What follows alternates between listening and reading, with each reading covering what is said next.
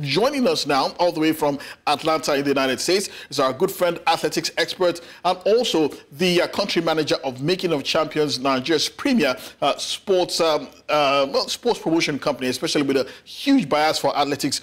Deji Ogenibo joins us from Atlanta tonight. Thank you very much, Deji, for joining us. I'm sure you must be absolutely delighted with how well Nigerian athletes are doing so far. But there was one name we missed out as well. A young lady who did phenomenally well in the high jump, breaking a record that has stood for a very, very long time. Can you just tell us a bit about that particular athlete? Thank you very much, Tunde. It's a pleasure to be here. I'm so excited ahead of the Olympics. The national trials, obviously, this weekend in Benin. You're talking about Temitope Adesina, the ever-elegant lady whose story has just grown from grass to grace, literally. So many turmoils trying to get into America. Texas Tech eventually panned out for her last fall, and she's already breaking the national record, 1.97 meters. She lost that gold based on count back to Ghana's Rosie Eboa, who is also another magnificent long high jumper. To think that she modeled herself for her career or has been inspired by Doreen Amata, who has been a flagship high jumper in recent times. The last high jumper to make an Olympics was Doreen Amata. Yeah, that was in 2016, right?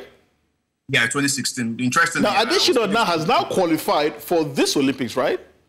Absolutely. Well, no. The standard is 2 meters, right? But we would know based on the world rankings, because, I mean, to be fair, less than 15 people will make the 2 meter standards, women in the world. So we have a large chunk of people qualifying via the world ranking. So at the end of it, half of the slots goes based on the qualifying standard, which is 2 meters for women, and the other half is based on the world rankings. That's the world athletics rankings and the qualifying window for athletics. So until that date, which is the qualifying window deadline, we would not know exactly whether she has made it officially, but it's always safe to go past the qualifying standards. So, but as it stands now, herself, Rosie Eboa, it would take next to nothing for any other athletes to shoot them off the pecking order in terms of making the Rio Olympics. Doreen Amata is based here in Georgia too. She's literally, she actually wanted her to even come to Georgia Tech or even Georgia State University or go to UGA in Athens. But as fate will have it, the guys at Texas Tech, which has trained the likes of Divine Oduduru in the past. Currently, Rosemary Chukma is also there. Gave her a better offer. Recall indoors, she had done, I think, 187 when she just moved less than 2-3 months to Texas, and now she's doing 197. So Temitope, she's a splendid talent. She's one I feel if she had gotten the best of environment and best of training in her early teens, she would have been a world beater. Now she's still in her early 20s now, and it's never too late, but it's glad to see her do great things. Well, another athlete that we didn't mention is former MOC Golden Boy Favour Ashe, who once again ran a sub-10 this weekend as well. I mean, you must be absolutely blown away with the kind of quality that Nigeria seems to be bringing through in the sprints, especially in the men's sprints, which we haven't had the kind of quality that we've had, that we would like to see in the past. It's always been the women who've dominated in the 100 meters, 100-meter hurdles, the 400 meters, but with the likes of Favour Ashe, Brume, Alaba Akintola as well, you get the impression that there's something brewing in the men's sprints. No doubt, not just for Nigeria, in Africa. So it's simple. I think that Americans should be worried because you look at the NCAA 100 meters final last weekend. Of the top 5 athletes, none of them were Americans. The winner, Louise Hitchcliffe, is Great Britain. Ashe was second, Koinsala Ajayi was third, Gosin Brume was fourth, Sean Masagwayi, Patu, the South African, was fifth. So he already speaks volume, which is obviously the NCAA has been the training ground for bringing the next generation of American sprinters, and they are not even making the top 5. Same thing in the men's 200. We had an Ivorian winning, a Ghanaian coming second, right? But it's good to see that Nigerians are dominating this fair, and I'm not surprised, right? I'm just more surprised that Ashe couldn't get a gold. 2 years ago, he won silver behind Joseph Fombole. Last year, he finished 5th where he had injury. And this year, you could see that with about 30 meters to left, he kind of limped and was just able to manage to get silver, which has been about him managing his body. Never in the history of Nigerian athletics,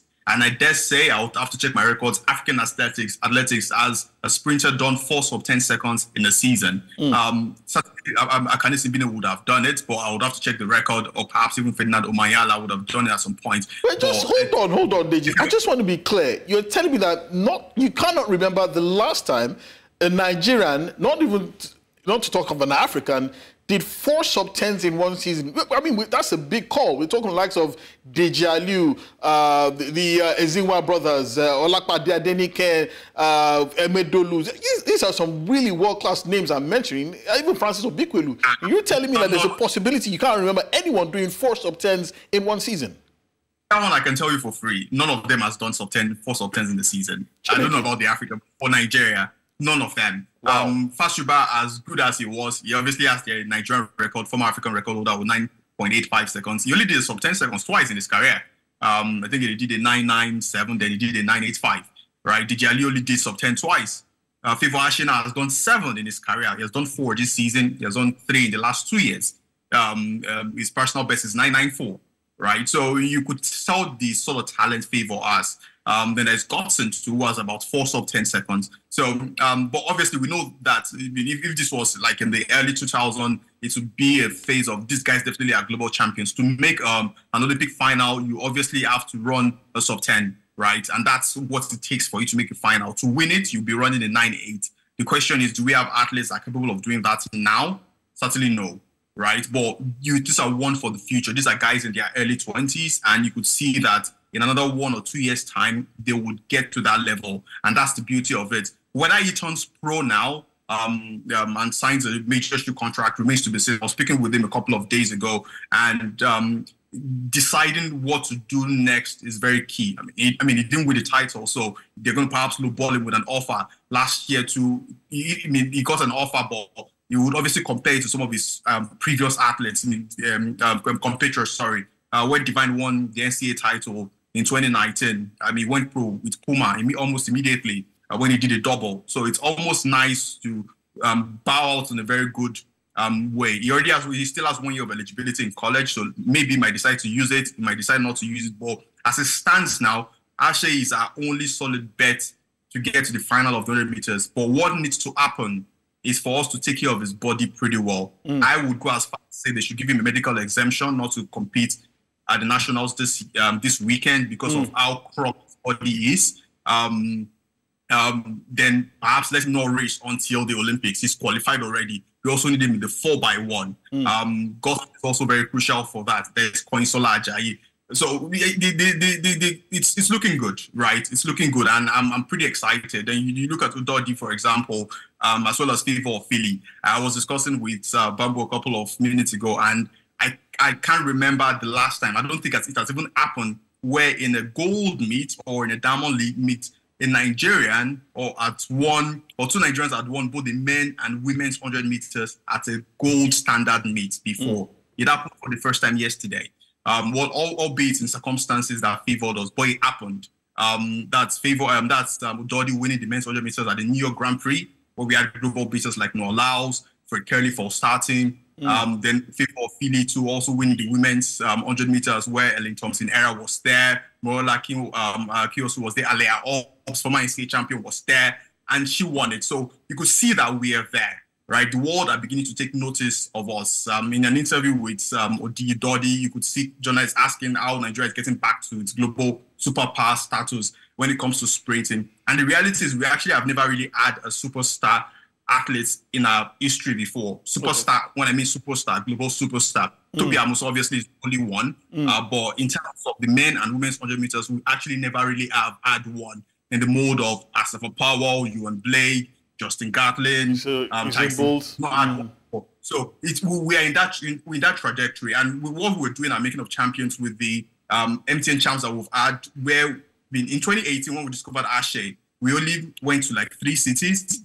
Spent 2 weeks. Now, in the last 9 months, we've been to 8 states, discovered over 50 athletes. So the chance that we'll see another 7 to 10 Favour Ashe in the next 8 months, we actually have gotten them. The academy is starting, so we would obviously see them. Okay. So, and that's why we're trying to do the whole multiplier effect. But I'm so delighted about our potential ahead of the Paris Olympics. I'm absolutely delighted to have you on the show tonight, DJ Gang, but always bringing the passion, always bringing the knowledge, and continue the great. We would like to thank you and Making of Champions for the great work that you do, and especially basically being a key part of the conveyor belt in producing Nigeria's next generation of athletes. So we're keeping a close eye on the national trials that will be happening this weekend. But thank you very much again for joining us, DJ. It's always a pleasure to have you on the show.